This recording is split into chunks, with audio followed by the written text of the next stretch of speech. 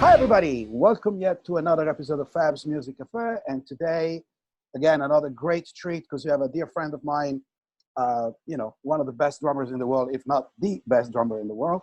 And for sure, the busiest one because I never seen anybody working and recording and playing and touring. He's got more miles than the most mild pilot on over Delta.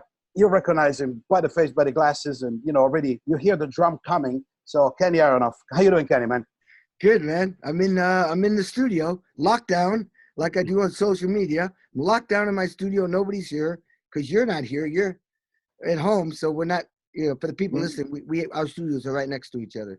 We're not infecting. Okay, well, I'm glad to hear it's that that everything is well over there in North Hollywood. That you were able to make it, the sneak in in the studio, and as long as you keep it safe, is all that.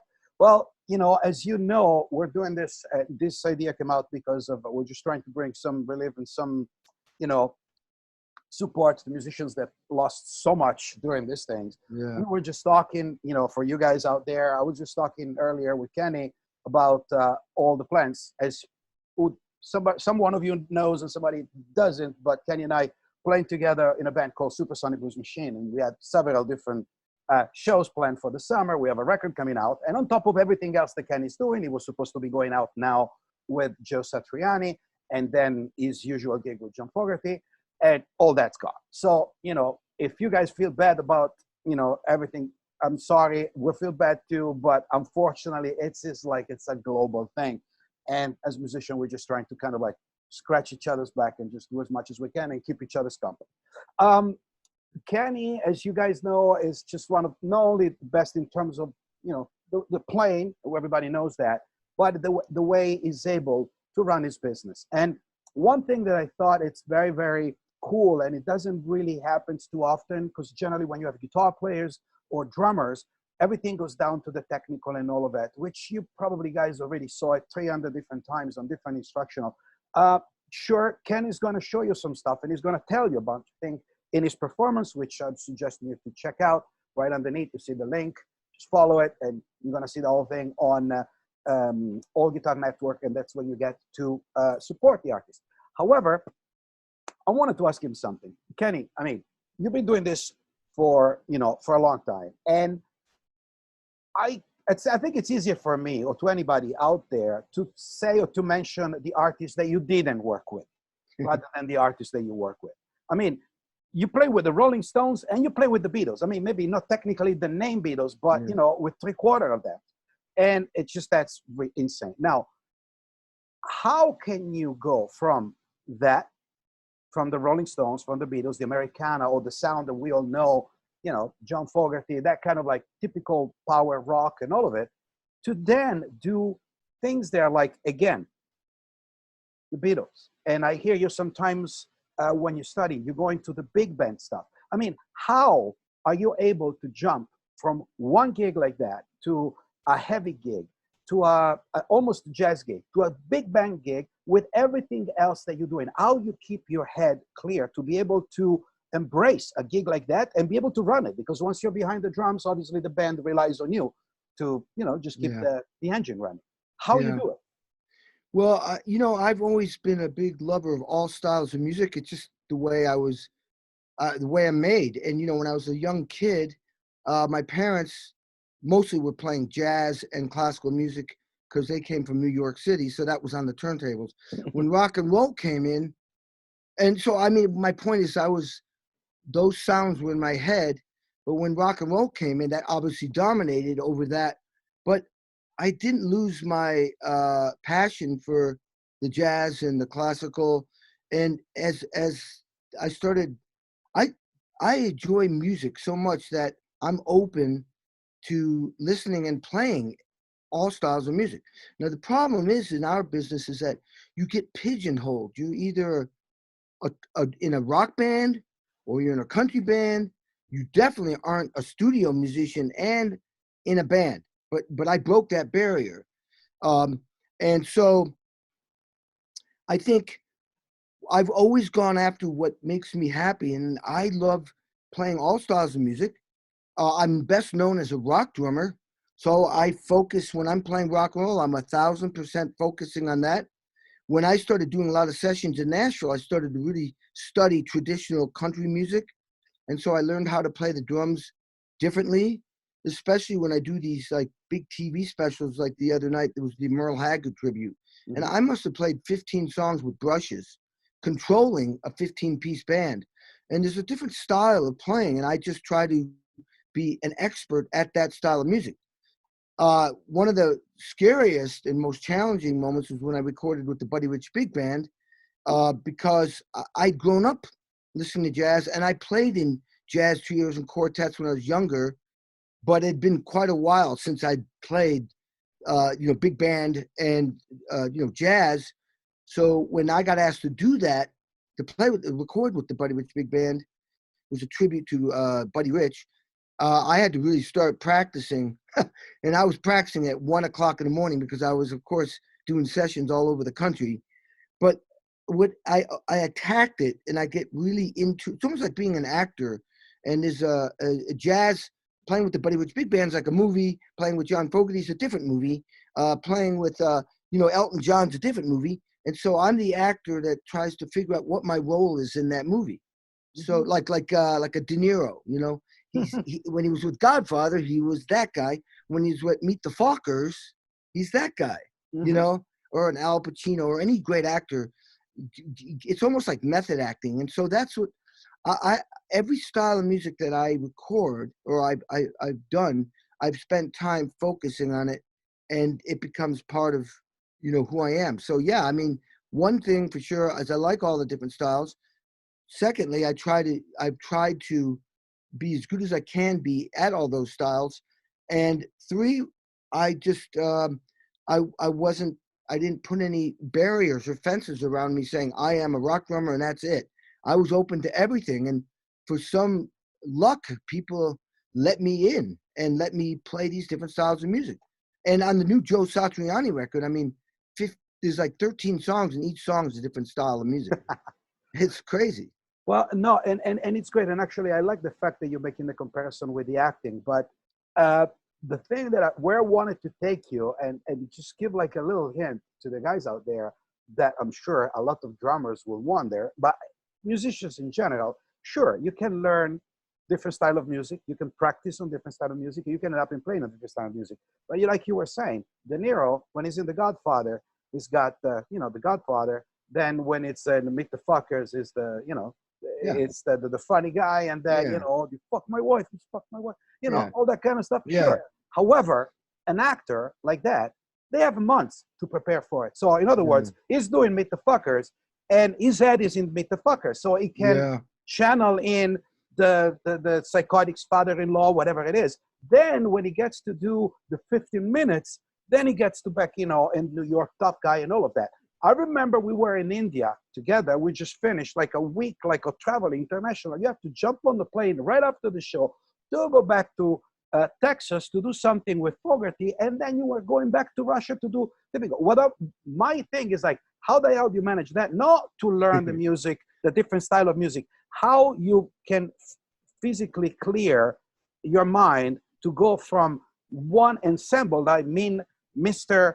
Jones Fogerty, drummer, that yeah, runs that show, to run Mr. I forgot the particular Russian artist that yeah, you were telling me that you did like all those 2.5 hours insane yeah, show, that's the 700 songs and all of that, which are yeah, completely different animal. And you still have to go back and not only play as part of the band, but you're the drummer. And we all know that when you play live or when you're playing a record, you're only as good as your drummer. So you need to be 100% better than everybody yeah. else on the gig, on the spot. What's your preparation? What do you do to be able to get that uh, Yeah. scrubs or that hat on when you're getting these gigs? Well, I mean, I'm very focused. I mean, I definitely am looking at what is my job, what do I have to do, how do I get this done effectively right, and so I'm really I'm like zeroing like a laser beam on the style of music. As soon as I'm done with like what we were playing in India, which was blues and rock and R&B kind of stuff, I immediately drop that and go into, and on the plane I'm listening and studying the next thing I'm doing, which would be John Fogerty. and getting into that headspace. And I'm preparing as soon as I get on the plane and getting in the mode. Uh, Beside, trying to take care of myself too. You got to be healthy. Oh my God, when the drummer goes down, and I get very pumped up knowing that it's up to me, and I get excited and exhilarated by the challenge, as opposed to being feeling Scared. afraid or concerned. I actually amp up like a fighter. I'm kind of a fight or fight guy. I don't fight or flight. I don't run. I go into the line of fire. I go into bullets. I just go at it, and try to do the best I can. And that's pretty much it. And as soon as I'm done with one thing, oh yeah, I mean, oh my God, some of the most challenging things was like, I'm in Vegas doing the Fogerty show. I'm getting ready to go to Russia with that guy Stas Namen and the Flowers. I'm going to land and go right to the Kremlin when I land. There's 32 songs that I'm preparing to film and record. When I land, I get there. I think I get to the Kremlin at like 8 o'clock at night, and the show is the next day. And they're filming and rehearsing. They were there for a week before I got there, but I couldn't make it until right then. So while I'm in Vegas, I'm going over those songs, but I'm also preparing for a special. I think I have to do with Billy Gibbons and all these guitar players. I think it's Guitar Heroes 2. I'm learning stuff for Lukather, Gibbons, Nancy Wilson, all these other artists. So I'm juggling 3 gigs all at once, and thank God I can write every single note out, because you know how I'm so anal about writing every note out. Otherwise, I confirm, guys. I yeah, confirm. I can. It is the most. Is it crazy how detailed? I can't memorize that much material. So yeah, I mean, it's not this. It's not a walk through the park. It's like full on. Sometimes when I get done with a show with Fogerty in Vegas, I'd be back up till 3 in the morning writing charts. Wake up, I have to take care of myself. I want to reiterate, got to get enough sleep, got to eat right, in order to handle all this stuff. But it is definitely like a blitzkrieg That's type and, of. that, and that's the other thing that I wanted to ask you. I mean, you guys obviously see Kenny on a lot of stages on TV and the records and all of that, but you don't get to hang with him, and lucky we are. And he's my neighbor at the studio. We just, we're like one wall apart. Uh, Kenny's a person that is incredibly savvy about the way you know, he needs to take care of himself. I think that's something that a lot of musicians out there are not really mastering. They're probably, and there's nothing wrong in becoming a very, a great professional and and develop a great knowledge of your own instruments and all the music that you play.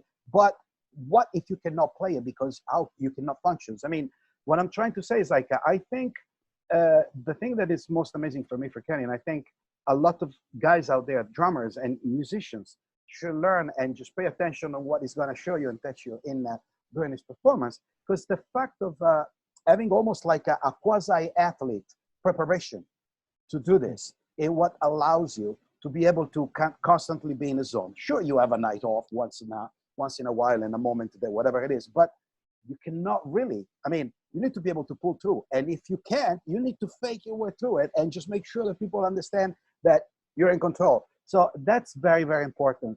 Um, I know that you have your own things. What's the best suggestion that you can give to all the young talents that are Yeah. aspiring to do what you do to be able to keep it together, beside the practicing, the reading, and all of Yeah, that? yeah, yeah. Well, everything is built on foundation, and foundation physically, mentally, emotionally, and spiritually. And even like, let's take a physical thing. If you're standing in place and somebody bumps into you, the idea is not to fall down, is that you're in balance, you're strong, you adjust, you adapt.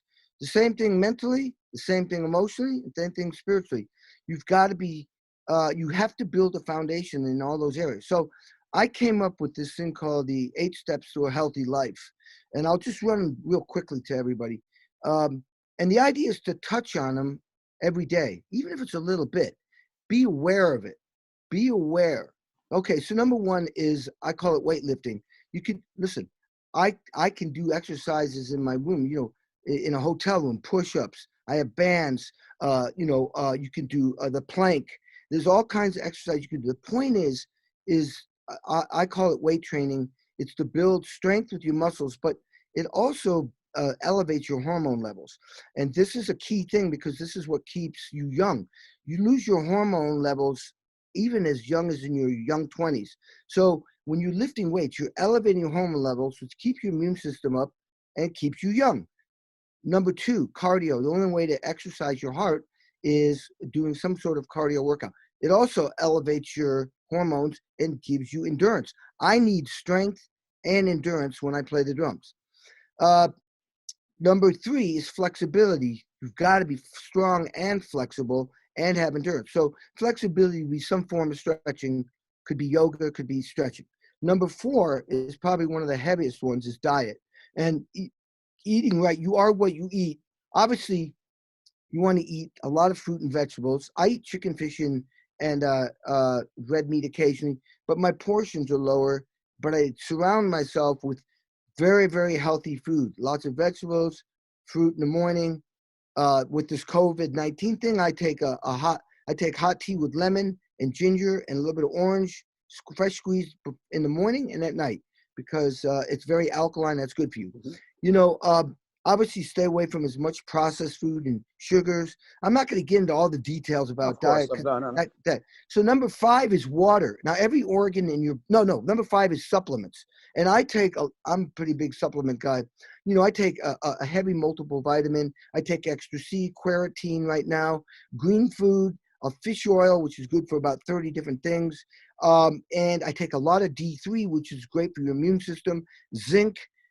These things definitely they support my diet, my food with these extra things because I run pretty hot all day long, so I need this extra support so I don't get sick. Number 6 is water, and every organ in your body needs water. You can only live without water for 3 days. You're dead. Food you can go for 40 days, but every organ depends on water. Water brings oxygen into your bloodstream to your brain. And I could go on and on. All right, number 7 is meditation. And meditation doesn't mean you have to sit and with your arms, your legs crossed and, goo. I can sometimes sit in, the whole purpose of meditation is to reduce stress. Stress makes you sick. Stress, it's like when someone says something and you get really bummed out and you start to feel sick, stress can make you sick fast. So when I'm feeling stress, I will sit in a chair, shut my eyes, and focus on one thing. It's that simple, to get rid of all the clutter and take deep breaths. You suck in for 4 seconds, hold it for 7 seconds, and let it out for another 7 or 6 seconds. But the point is, take deep breaths because without breath, you're dead.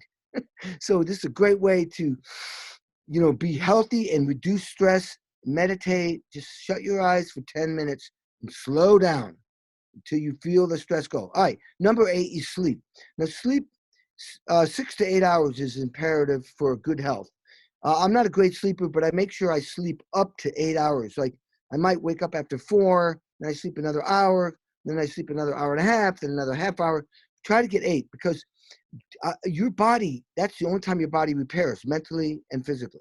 So those are my 8 steps, and that's a foundation, and that affects all those things: physical, mental, emotional, and spiritual places. Wow, that was fantastic. I think everybody other than musicians can use these kind of suggestions because it's great. But like I said, knowing the kind of work and the kind of rhythm that somebody like Kenny has, and when he gets on stage and he's one of those guys that gives 350%, it makes you wonder sometimes, how the hell?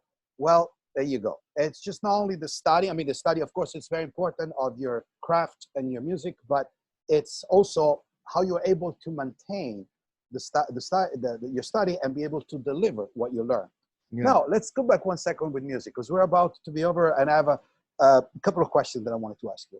One is, I know that, like we said before, you play with everybody. I'm not even going to start beside the Beatles, the Rolling Stones, and B.B. King, and John Fogerty, and Satriani, and John Cougar, Smashing Pumpkins, and keep going and keep going and keep going and keep going.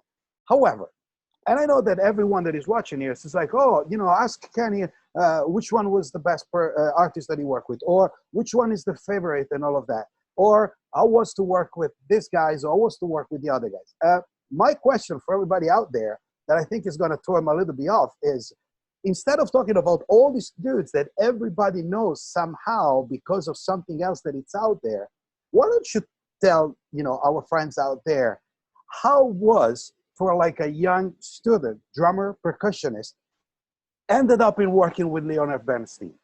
Oh, that's a great question. Okay, so as a little kid, I saw the Beatles on TV. I was 10 years old, and I was blown away. I was electrified, like a lot of people, 72 million people in North America saw them, and I went, "Oh my God, I got to do this!" So I didn't know what to do. So I said to my mom, "Call the Beatles up. I want to play with them." I'm 10 years old, so Cold. obviously she didn't do that. So I started my own band. Oh, I wish I had a picture. I had a picture I could have put up.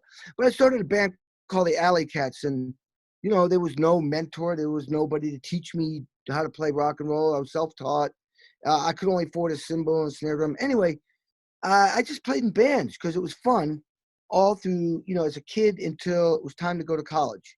Now, 2 years before I went to college, the Boston Symphony Orchestra, 3 miles away, had their summer festival. And couple of my buddies in this little town of 3,000 people I grew up in were starting to take lessons from the percussionists there. And I felt very I saw their technique go up on the drum set. And I said, well, I want to take a lesson. So this guy taught me marimba or mallets, vibraphone, taught me how to play timpani, how to read music, all orchestral. So when it was time to go to college, in my family, we all went to college. The only thing I wanted to major in was in music. Well, back then there was no School of Rock. There was nobody teaching it. So I went to the University of Massachusetts. I barely got in because my skills on classical music were very low. There were kids that were practicing when they were very young, and I wasn't. I was playing rock and roll. I was in clubs when I was 13 or 14. So I get into UMass, and I think the way I got in was, when you do an audition, you have to prepare these pieces. And then the teacher wanted to see what my skills were at sight reading music. So this was on marimba. He puts up, I had never played marimba before, and I'm trying to adapt to it. He puts some music up, and I sucked bad. He goes to grab it, and I grab it back. I said, no, because I'm embarrassed.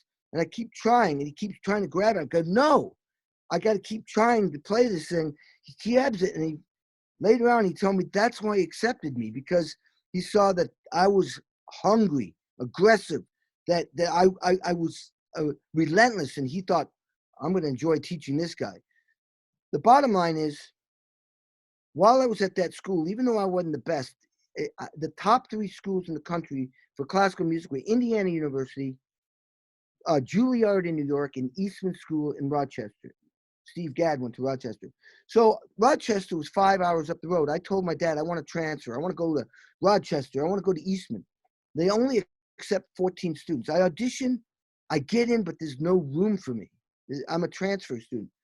So I'm back at UMass, and this was hot cellist, the junior. And she says, what are you doing this summer? I said, well, I got an Allman Brothers band. I'm going to study with the percussionists from the Boston Symphony Orchestra. I said, what are you doing? She said, I'm going to Aspen. I said, what's Aspen? She says, well, it's an elite orchestral camp run by Juilliard. You have to audition to get in. I'm thinking, wow, Juilliard. Maybe I'll go there and transfer. And plus, she's going there. That'll be a fun summer. So I prepare a piece on snare drum, marimba, timpani, and multiple percussion. I don't hear from anybody. Last day of school, I'm about to drive home. I got my summer planned.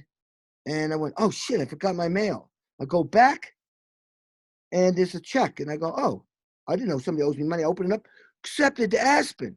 And you got to go there in 2 weeks. So I must have been an alternate. Anyway, I go there. I am by far the worst percussionist. These kids were like virtuosos. They were playing concertos, and I'm playing scales. I got my ass kicked there. This conductor, I made a mistake once. It was a Tchaikovsky symphony, and I came in with the cymbals in the wrong place. It was the strings are going boom, and I came in the wrong place. This guy threw his baton at me, yelling at me. I was mortified. I was so embarrassed, so ashamed, and I was definitely the worst percussionist there. But that teacher, oh, by the way, that girl never showed up. She didn't go. So, but the teacher who taught there was head of the department of percussion at Indiana University. And I said to him, I want to go to Indiana University with you, the best school in America. And he said, well, I'll come back in January and audition. I went, no, I want to go from here. Bottom line is I audition, I get in. I spent 4 years at Indiana University, worked my way from the bottom to the top. And I actually, in my senior year, won a concerto competition. It's a violin concerto that I saw Itzhak Perlman play. And when you give your senior recital as a performance major at Indiana University, you have 4 big pieces you have to play in. And one of them has to be on mallets. And this piece, violin concerto, I'm going to play a part of it, was something that was one of my pieces. And my teacher went, I think you should audition for a concerto competition. And I won, which meant that I was performing this violin concerto, I remember, with a 60-piece orchestra behind me in a tuxedo in front of the whole university in an opera hall the size of the New York Met. And most people don't know that. But check this, I'll see if you can hear this. This is crazy. See if I can get this up. This is the very last part.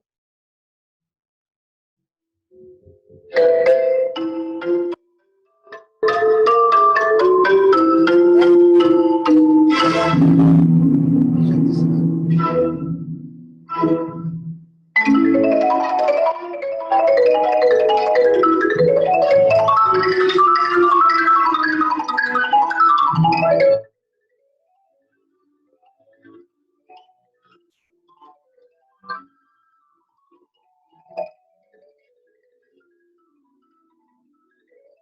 Wow.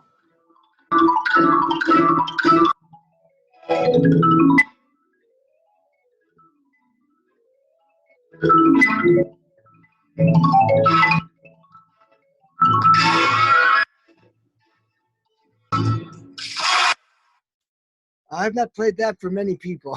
Wow. That's like so opposite. So while I was at IU, I was trying to get into Tanglewood, the #1 student orchestra in right close to my house, run by the Boston Symphony Orchestra. The first year I auditioned, I sucked at the audition. It's for Vic Firth, the timpanist of the Boston Symphony Orchestra, the great stick maker. Second year I come back, I don't get accepted. Third year I come back and audition. They only take 7 students in the whole world. Third year I strike out. Fourth year I go back, I get in. And that's where I got to work with Leonard Bernstein, one of the greatest American composer conductors, Aaron Copland, composer conductor, Arthur Fiedler, Sergio Zauer. And I mean, that was by far the greatest symphony orchestra I ever played with in my life. Eventually, when I graduated, I got into the Jerusalem Symphony Orchestra in Israel, and I turned it down because it freaked out everybody, including myself. I achieved my goal to get into an orchestra, and there aren't that many orchestras, but my brain was saying, you should do this, but my heart was still wants to play with the Beatles. And thank God I followed my heart. And it took me 4 years, 4 more years, 5 years of school, 4 years of trying to make it in rock and roll, and finally got my break with Mellencamp. Wow. Well, surely hard work pays off, Yeah. on this sense, at least for you. And well, that's an incredible story. Thank you for sharing us. I have one last question, and this I know it's not going to be a long answer. Once all this thing gets over, no more COVID-19, no more nothing, and actually, I'm probably going to be the one calling you to say, Kenny, you know what? We're free to go. There's no more lockdown. We can go play. We can whatever it is. Have you already thought about what it would be the first thing that you're going to do? I'll do everything. I mean, I don't know what the first thing will be do. My goal right now is to keep that foundation. And I go to the studio every day. I try to play the drums 2 to 3 hours a day. I exercise, I eat well, and I'm working on all kinds of other things during this time. But I know this much: what I do miss is playing with people, the interaction, playing with other musicians. This will be the longest I've ever not played with somebody since I was 10 years old. Even if it was band practice in my parents' living room. I've never gone this long without not playing with other musicians. So I'm going to be doing sessions in here. I got 20 songs to record. So I'll be doing that. I'll have David, the engineer, stay in the control room. I'll stay in the drum room. I've got my autobiography. I'm doing a voice version of it. I'm going to do an audio version, and I have another book that I may pull out. But the thing I'm most excited about is getting back and playing live, because that's like being a professional athlete. You got to get on the field and do what you're meant to do. So that'll be my biggest excitement. I don't know who it's going to be with, but I can't wait. That's fantastic. Well, listen, thanks again. Thank you guys for watching us. Thanks for following us, Fab's Music Cafe. Please follow us on Instagram, on Facebook, where you can see the listing of all the upcoming guests. You can obviously rewatch this here on YouTube. Please subscribe to the channel. Also, you can check out this segment on all guitar networks, and please support the artist. The link below will let you see this customized special performance that Kenny put together for you guys. Just click on it and see where we'll take you. So again, till the next time, Kenny, I hope to jam with you very soon. Just please keep safe, and thanks for sharing all these stories. Okay, buddy. See you soon. Bye-bye. See you, buddy. Take care. Ciao.